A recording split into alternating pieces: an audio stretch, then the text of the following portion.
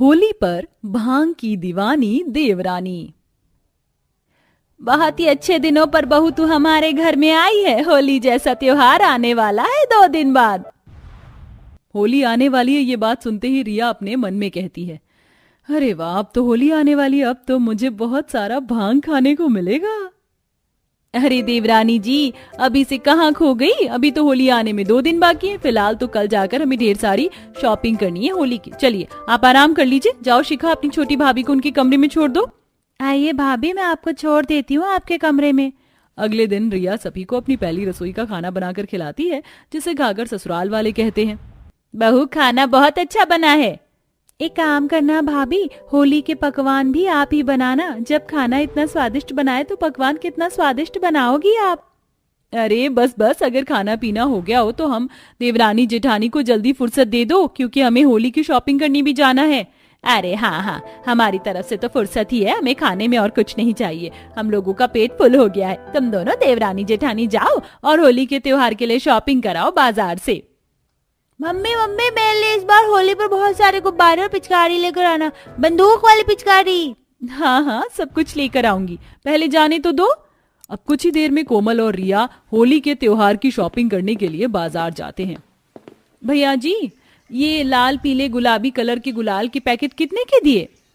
Ma'am साहब, ये सभी गुलाल के पैकेट अलग अलग रेट के हैं। कोई 250 तो कोई 350, 300 तो कोई 500 तक के भी हैं। आपको कौन सा चाहिए? भैया, मुझे मिलावट वाला कलर नहीं चाहिए, जिसमें केमिकल की मात्रा बिल्कुल भी ना हो। मुझे वो दे दीजिए, क्योंकि गुलाल बच्चे भी खेलते हैं और बुजुर्ग भी। तो आप एक काम करिए, ये 400-500 वाले गुलाब के पैकेट ले लीजिए। ये सारे गुलाल ऑर्गेनिक हैं, इनमें जरा भी केमिकल या मिलावट नहीं है। अब जहाँ कोमल तरह तरह के गुलाल खरीद रही थी, वहीं दूसरी तरफ रिया भांग के पैकेट को हाथ में पकड़ के दुकानदार से कह रही थी, भैया ये सूखे भांग के पत्ते कितने के दिए हैं, और ये भांग के गोले और ये भांग पाउडर, इनका प्राइस क्या है, जरा बता दीजिए। अरे अरे रिया, ये क्या कर रही हो? ये भांग तुम क्यों खरीद रही हो? इतने सारे भांग के आइटम का तुम क्या करोगी? ये सब तो घर के जेंट्स खरीदते हैं ना। अरे जेठानी जी, आपको क्या पता कि मुझे भांग कितना पसंद है, इसीलिए तो ये तरह तरह के भांग मैंने खरीदे। ये देखो, ये भांग की गोलियां, भांग का पाउडर और ये भांग की सूखी पत्तियां। साल में एक बार तो मौका मिलता है भांग खाने का, और मैं बेसब्री से इंतजार कर रही थी होली का। अब जब होली आ गई है तो मैं जी भर के भांग पीऊंगी। अरे बाप रे, आपकी बातें सुनकर और आपके हाथ में इतने सारे भांगों को देखकर तो मुझे लगता है देवरानी जी, आप तो भांग की दीवानी हैं। हाँ, आप सही समझी जेठानी जी, आप ऐसा कह सकती हैं कि आपकी देवरानी भांग की दीवानी है। मैं तो होली का त्योहार मनाती ही इसलिए हूँ ताकि मुझे ढेर सारा भांग पीने को मिले, लेकिन ये बात आप किसी को बताइएगा नहीं। ओके ओके, मैं किसी को नहीं बताऊंगी, लेकिन मेरी भी शर्त है, भांग पीना तो ठीक है लेकिन लिमिट में। अगर जरूरत से ज्यादा पिया तो मैं घर में हर किसी को बता दूंगी कि तुम भांग की बहुत बड़ी दीवानी हो। अब दोनों देवरानी जेठानी होली के त्योहार की शॉपिंग करके अपने घर आती हैं। मम्मी मम्मी, मेरी बंदूक वाली पिचकारी दो ना, कहाँ है? हाँ हाँ, वो देखो मैंने टेबल पर रख दिया है, जाओ ले लो और मुझे परेशान मत करो, मुझे और भी बहुत काम करना है। ऐसे ही अगले दिन देर शाम गायत्री गुल्लू का हाथ पकड़ के, सुन लो तुम दोनों देवरानी जेठानी, आज होलिका दहन है, जाकर ढेर सारा कढ़ी बना लो और कुछ बड़ी तल के मुझे दे दो, ताकि मैं उन्हें होलिका दहन में जला सकूं, जिससे हमारे घर की सारी बलाएं उसमें जल जाएं। रुकिए माँ जी, मैं अभी 5 मिनट में आपके लिए 5 से 7 बड़ी लेकर आती हूँ। कोमल फटाफट रसोई में आकर बेसन घोलकर कढ़ाई में बड़ी बड़ी 5-7 बड़ियां तलकर लेकर आती है और उन्हें कटोरे में लेकर अपनी सास के हाथों में देते हुए कहती है, ये लीजिए माँ जी, बेसन की बड़ियां, आप इन्हें होलिका दहन में डाल दीजिएगा।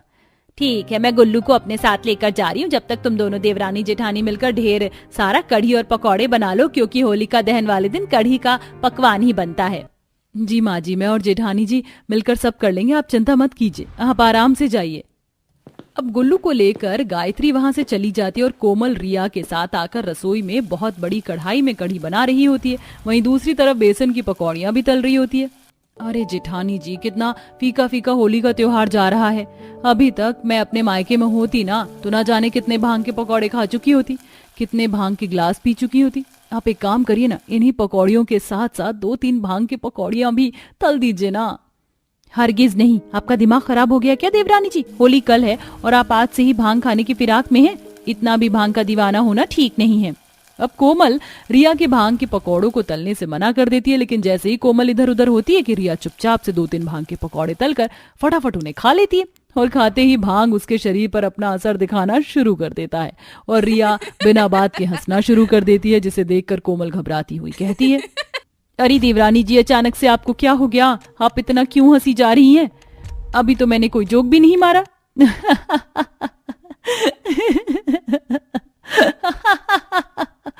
पता नहीं जेठानी जी, मुझे तो बहुत हंसी आ रही है। तभी कोमल की नजर गैस पर जाती है जहां पर भांग के कुछ पत्ते गिरे हुए होते हैं, जिसे देख कोमल मन में कहती है, बाप रे, लगता है देवरानी जी ने अपने भांग के पत्तों की पकौड़ियां बनाकर खा ली हैं। अब मैं क्या करूं, इनका तो हंसना ही बंद नहीं हो रहा है। कुछ देर बाद गायत्री और गुल्लू भी घर लौटते हैं। घर का सारा सदस्य डाइनिंग टेबल पर खाने का इंतजार कर रहा होता है। जहां कोमल सबके लिए खाना परोसती है, वहीं रिया डाइनिंग टेबल पर बैठकर हंस रही होती है। अरे ये कैसी कढ़ाई बनाई है? ये जरूरत से ज्यादा पतली लग रही है। इतनी पतली कढ़ी, ऊपर से इतनी पीली। छी भाभी, ये क्या बोल रही हो? अरे कोमल बहू, रिया को क्या हो गया है? ये ऐसे पागलों की तरह क्यों हंसी जा रही है? महेश, इसको अपने कमरे में लेकर जा। अब महेश रिया को लेकर कमरे में आता है और अभी भी वो तेज तेज हंसे जा रही थी। हे भगवान, हे देवी, कृपया करके आप शांत हो जाइए और ऐसे राक्षस की तरह हंसना बंद करिए। कल सुबह होली और मुझे 36 काम करने हैं। अरे मुझे भी बहुत तेज नींद आ रही है, लेकिन मेरी हंसी बंद ही नहीं हो रही है। ऐसा लग रहा है कि मेरे पेट में कोई गुदगुदी कर रहा है। मेरी हंसी रुक ही नहीं रही है। अब अगले दिन सुबह होली का त्योहार आता है, जहां कोमल कढ़ाई में गरम गरम गुजिया तल रही होती है। अरे जेठानी जी, कितने ड्राई फ्रूट्स वाली गुजिया तलेंगी? अब 1-2 मेरे लिए भांग भर के गुजिया बना दीजिए ना। देवरानी जी, तुम तो रहने दो, तुम तो भांग की दीवानी ही हो, और तुम्हारे चक्कर में अगर किसी और ने ये भांग की गुजिया खा ली ना, तो वो भी तुम्हारी तरह पागलों के जैसे हंसता फिरेगा। अब रिया मुंह लटका के हॉल में आती है, जहां उसकी नजर टेबल पर रखे ढेर सारे भांग के ग्लास पर जाती है। तभी रिया फटाक से एक भांग का ग्लास उठाती है। तभी वहां खड़े जेठ, देवर, ससुर औरों की नजर रिया पर जाती है। अरे रे रे रे, ये क्या कर रही हो? ये तुम्हारे लिए नहीं है, ये बाहर से आए हुए लोगों के लिए है। दूर हटो, छोड़ो मुझे। अरे होली में भांग नहीं पिया तो क्या खाक होली मनाई? अब रिया महेश के हाथ से भांग का ग्लास छीनकर घटक जाती है, जिसके बाद रिया की हंसी रुक ही नहीं रही थी। अब रिया पूरी तरीके से अपने होश खो बैठी थी और फिर रिया हाथों में ढेर सारा गुलाल लेकर अपने ससुर के गालों पर रगड़ने लगती है। अरे अरे बहू, क्या कर रही है? ये तेरे ससुर है, तेरे पति नहीं, जो उनके गालों पर इतनी बेशर्मी से रंग लगाई जा रही है। रिया को किसी की बातों का कुछ फर्क ही नहीं पड़ रहा था। अब रिया नशे की हालत में मोहल्ले में आ जाती है। बहू, घर के अंदर चलो, तुम होश में नहीं हो। तभी सामने से एक लड़का अपने हाथों में सड़े हुए अंडे की ट्रे लेकर आ रहा होता है और रिया बिना कुछ सोचे समझे उसी अंडों को उठाकर अपनी सास के सर पर फोड़ देती है। तभी पड़ोस की बिमला कहती है, देख रही हो सरला, गायत्री की नई बहू नशे में होली खेल रही है। आजकल की बहू को तो शर्म लिहाज ही नहीं है। राम राम राम राम, बहू ये क्या किया? ये सड़े हुए अंडे मेरे सर पर क्यों फोड़ दिया? तभी वहां पर महेश आता है। माँ, रिया ने जरूरत से ज्यादा भांग पी ली है।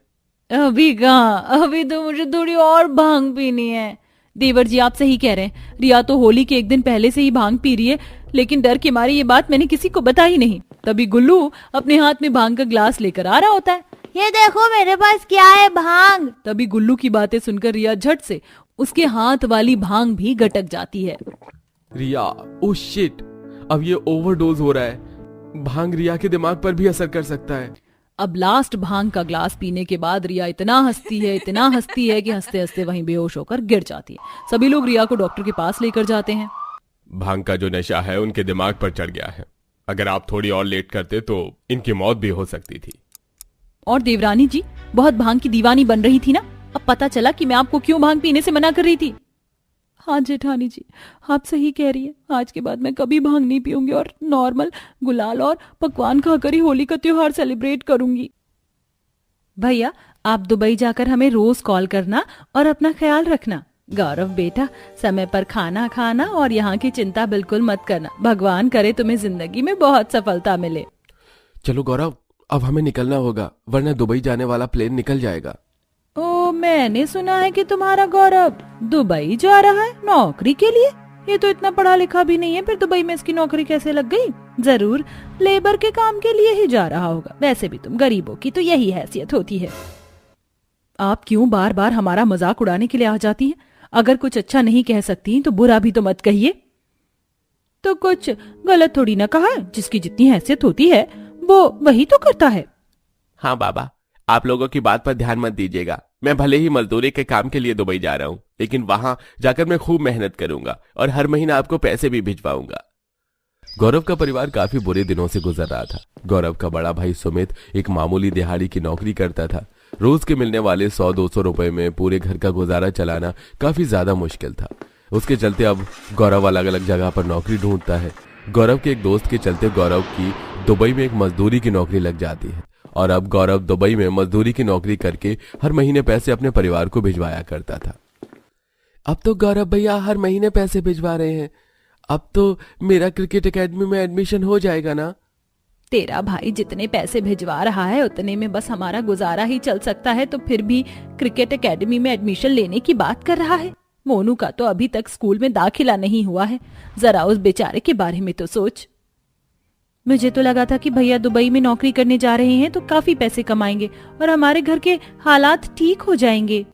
वो दुबई में नौकरी करता है, लेकिन दुबई के खर्च भी कम नहीं होते हैं ना। न जाने कब हमारे हालात ठीक होंगे।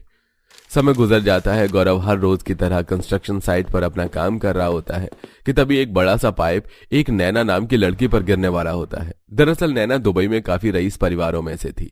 यहाँ तक गौरव जिस कंपनी के लिए काम करता था वो कंपनी भी नैना की ही थी।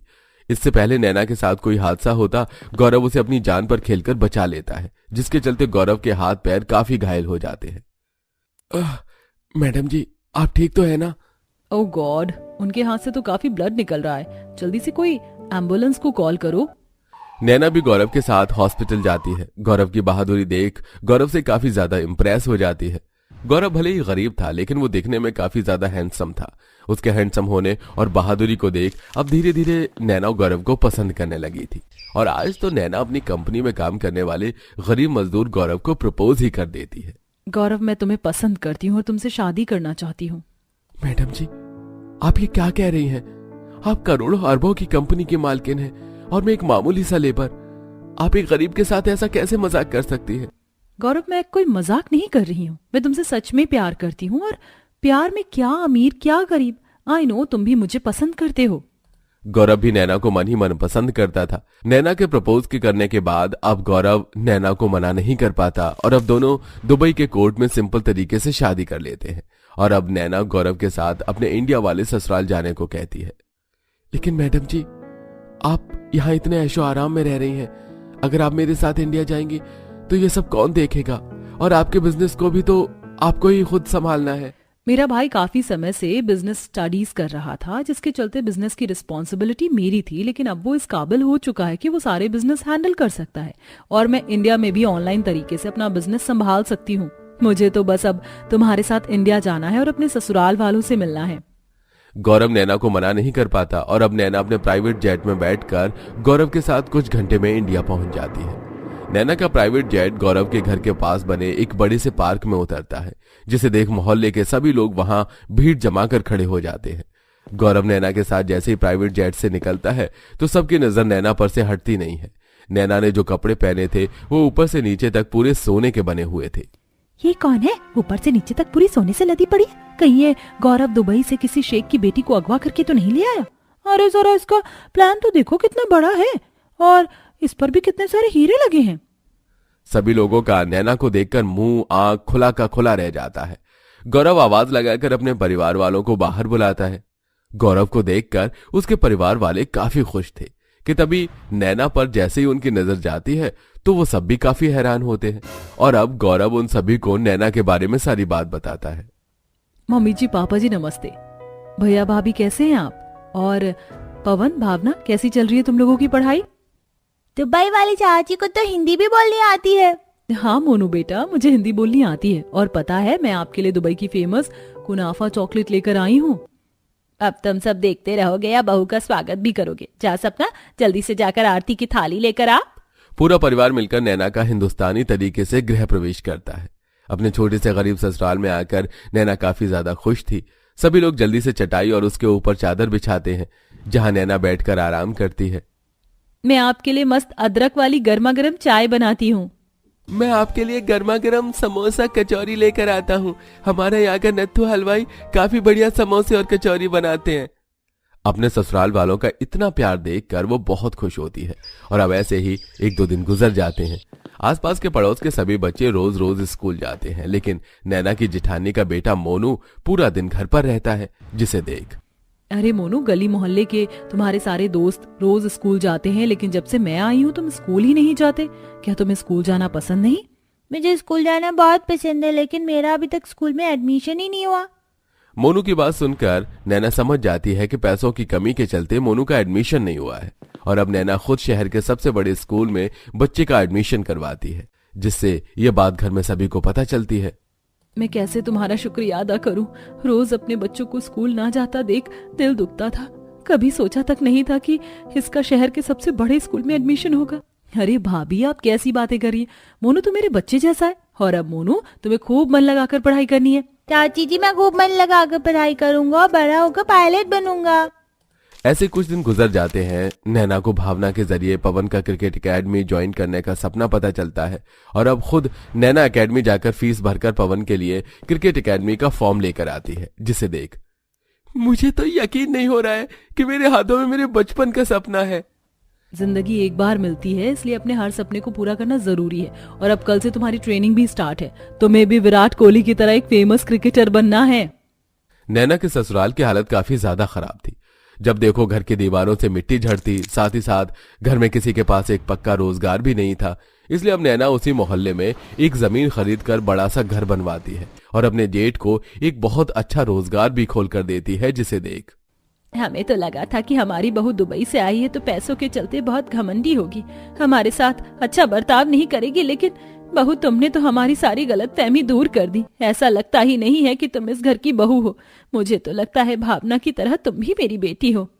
आप लोग मुझे अपनी बेटी ही मानिए। और पता है, नए घर की खुशी में मैंने एक बहुत बड़ी दावत भी रखी है और सभी मोहल्ले वालों को भी बुलाया है। अब आप लोग जल्दी से जाइए, तैयार हो जाइए। नैना अपने ससुराल वालों के लिए फिर सोने से जुड़े हुए कपड़े दुबई से मंगवाती है, जिसे पहनकर सभी काफी खुश थे। और मोहल्ले के सभी लोग नैना के बुलाए हुए दावत में आते हैं, जिसमें नैना ने दुबई के फेमस शेफ को बुलवाकर दुबई के लजीज पकवान बनाए थे। जिसे परिवार के पास रहने को पक्का घर नहीं था, जो हमेशा साल भर फटे पुराने कपड़े पहनते थे, जिनके घर में मुश्किल से साल में कोई अच्छी सब्जी बनती थी, आज उसी परिवार के ऐसे हालत देखकर सभी अमीर घमंडी पड़ोसियों का मुंह बना हुआ था। किस्मत हो तो इसकी जैसी हो। कहाँ कुछ दिनों पहले तक तो कोई इनसे सीधे मुंह बात भी नहीं करता था, और अब मोहल्ले के अमीर सभी लोग इनकी दावत में आए। इनकी दुबई वाली बहू ने तो कमाल करके रख दिया। और नहीं तो क्या। और तुमने सुनीता और उसकी बहू बेटियों को देखा? सोने के जड़े हुए कपड़े, हाथों में इतने मोटे मोटे सोने के कंगन और हार पहने। मुझे तो इनसे बहुत जलन हो रही है। काश हमारा भी कुछ दुबई में रहता और हमारे लिए भी ये सब करता। अब ये सब छोड़ो, मैंने सुना है काउंटर पर दुबई की गोल्ड वाली आइसक्रीम भी है। चलो चलकर उसे खाते हैं।